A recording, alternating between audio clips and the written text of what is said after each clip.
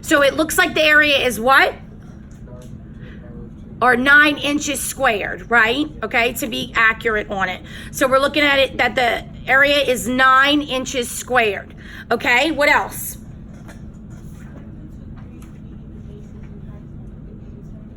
Okay, so she's thinking that the 3's are the base and the height.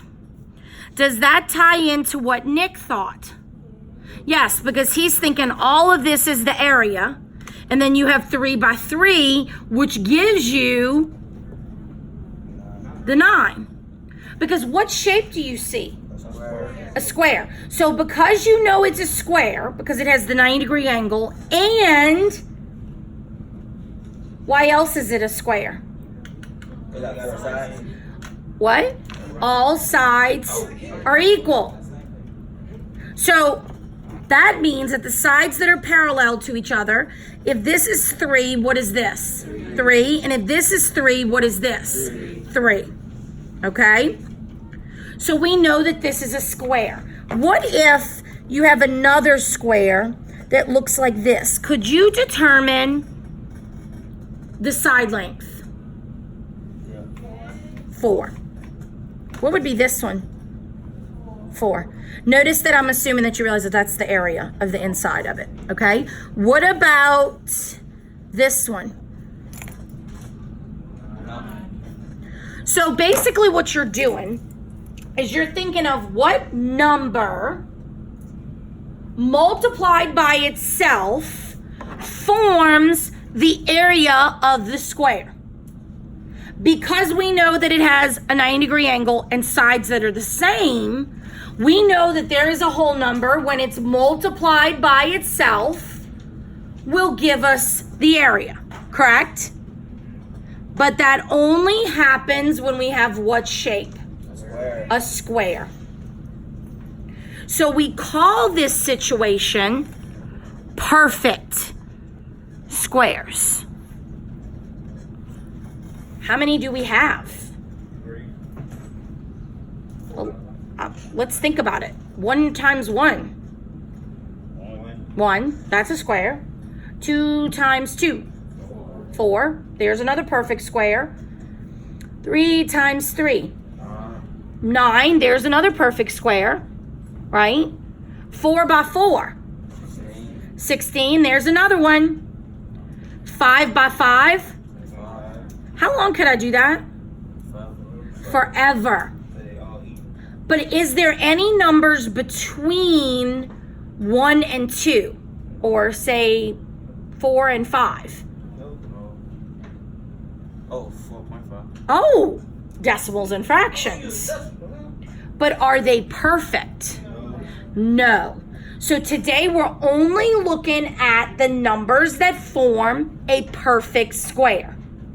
The ones that are the same number multiplied together to give you a square.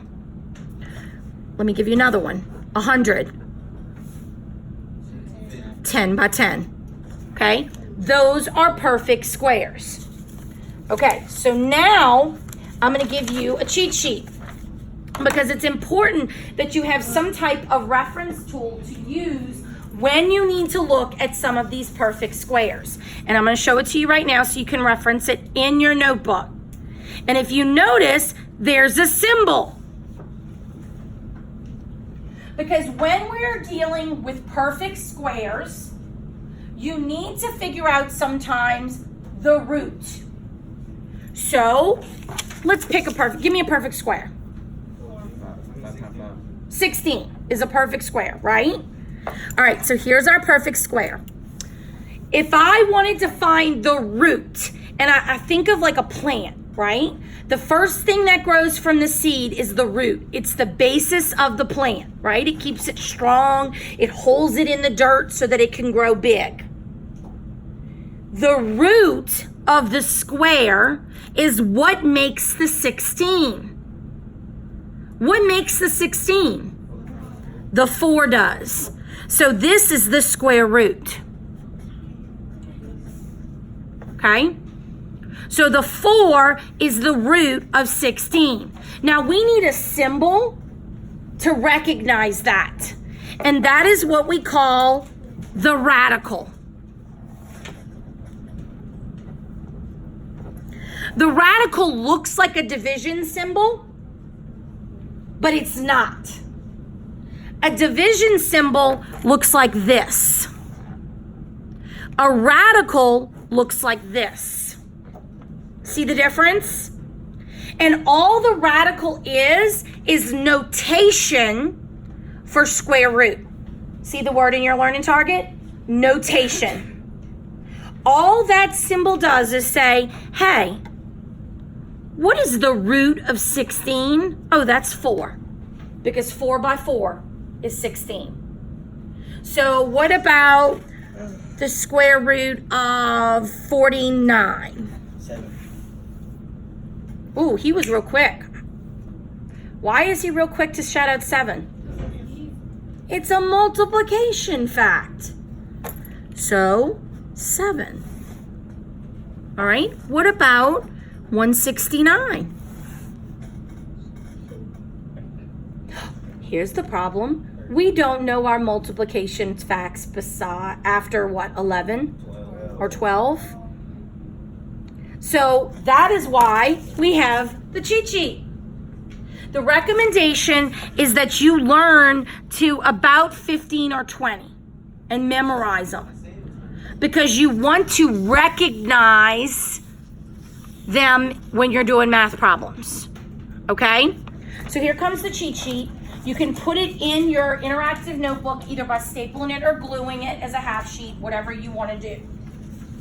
But you're going to reference it through the years, so you're going to need it in there.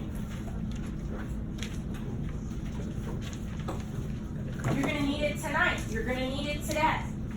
Just make sure it gets in your notebook. Make sure you also put the symbol and the word radical so that you know that that's what that is called.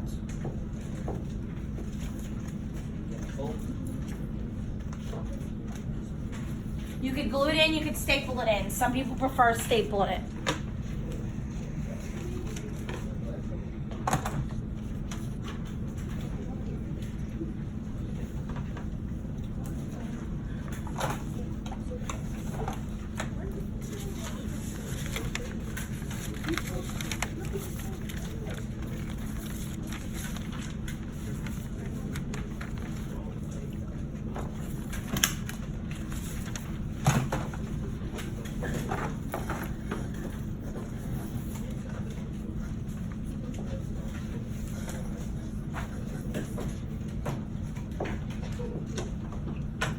Okay, what is this up on the board?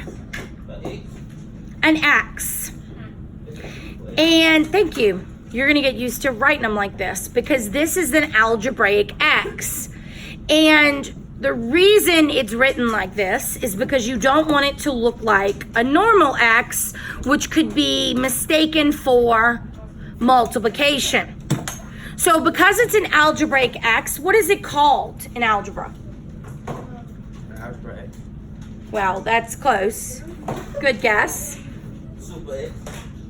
What is it called? Why do we use the X? Who said that? It's a variable. So what number can go in for X? Any number. So if they ask you to find the square root of X, what would you write? A variable. I mean, you know, the X. The X, because we don't know. And what symbol do we use? X. Look at your notes. What symbol do we use? The radical. So it would look like this. So we would be asking for the square root of X. We would use the radical to show that.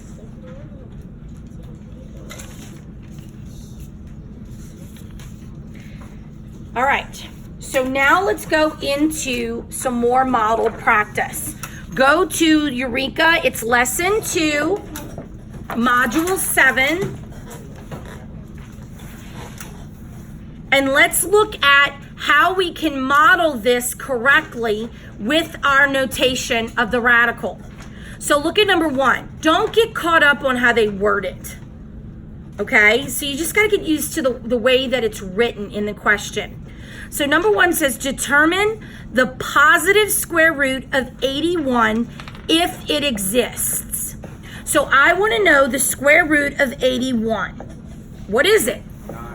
9. Because you thought to yourself, what number times itself would give me 81? That is 9, and it is a perfect square.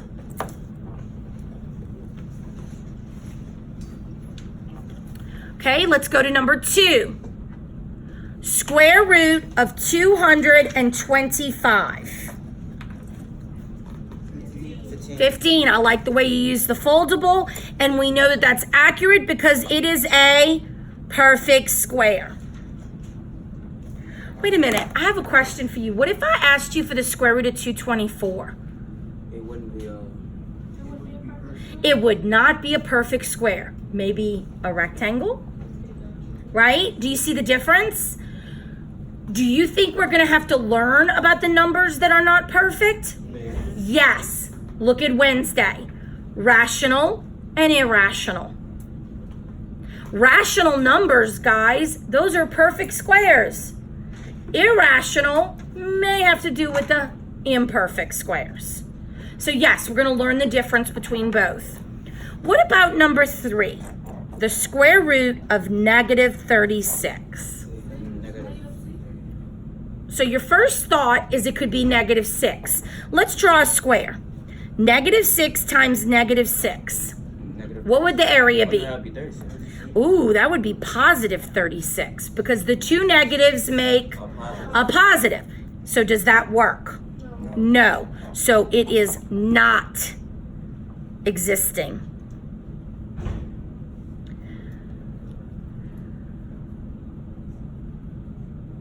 Yes.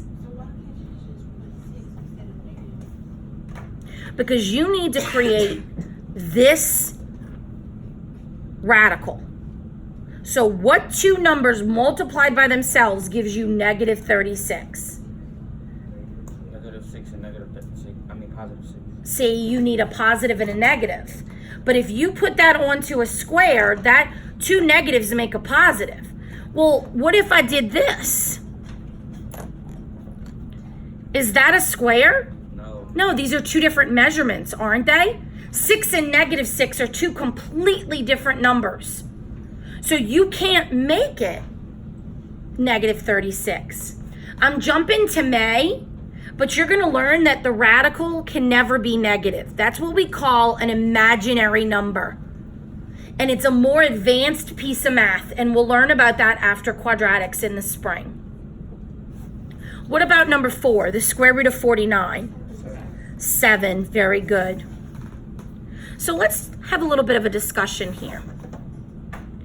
Let's say I wanted to mark this number line with square roots instead of whole numbers. What square root would go here? 2.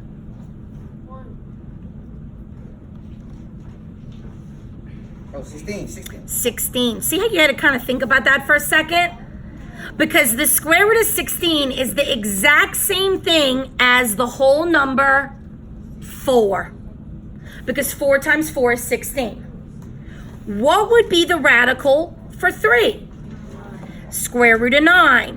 What about 2? Square root of 4. And 1? Square root of 1. Because 1 times 1 is 1. But is there a radical between here? What about the square root of 2 and the square root of 3? What? Do they fall between? Are they perfect? No. So these two right here are not perfect. So how could you guess about how big they are?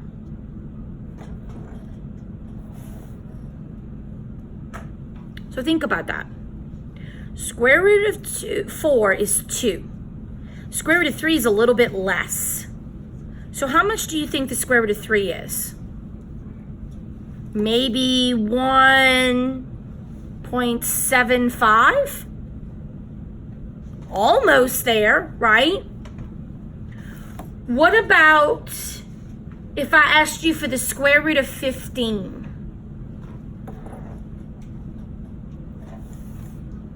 That's almost to 16.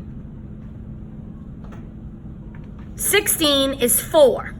So what would the square root of 15 be? 4 point. Less than 4. 3.8? 3.9? That's what they mean about guessing or estimating. Because are these perfect that fall in the middle? No. Only these are perfect squares. Those are the only ones you can call a perfect square. Everything else is not a square. Okay, turn the page. Independently, I'd like you to do 5 through 8. And I'll give you about 4 minutes. That's a minute each.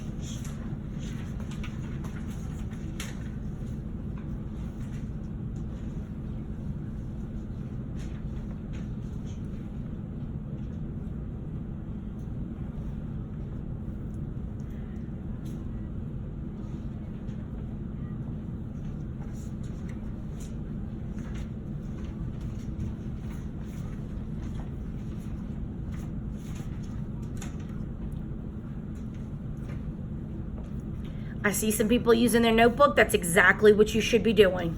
You have your reference sheet to use as you go through it.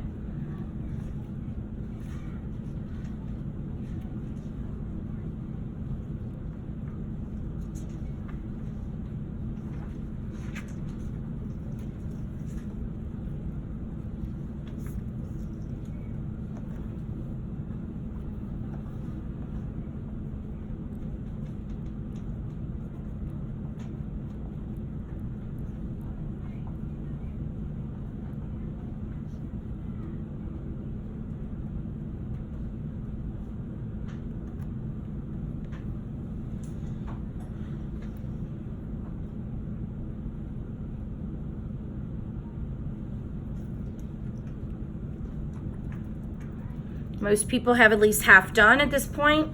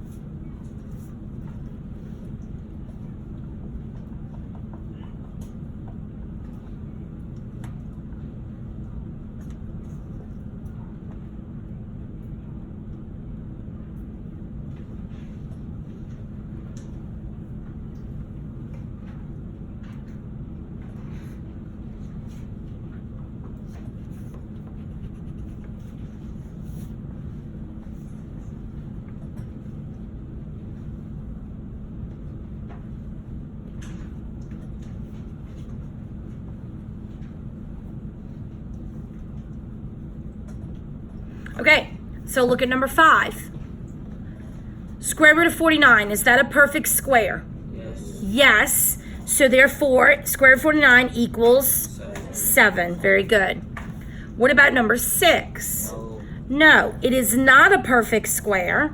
So let's estimate. Square root of 62 is close to what? 8. 64, which is 8 times 8. So if it's less than 64, that means if we guessed it close to a decimal, it'd be what? 7.8, 7.9. And I'm using this symbol for approximate because it's not accurate. It's just a guess. Do you think your calculator can give it to you accurately? Yes, and that's what we're going to learn in the coming days. What about number 7, 122? No, it is not a perfect square, but 122 is close to what? 121. So it's right over 121, which is 11 times 11, so it's probably what? 11.1. What about 400? Yes. 20. Very good. It's 20 by 20. So which of the numbers in exercise 5 through 8 are not perfect? Square root of 62 and square root of 122. Very good.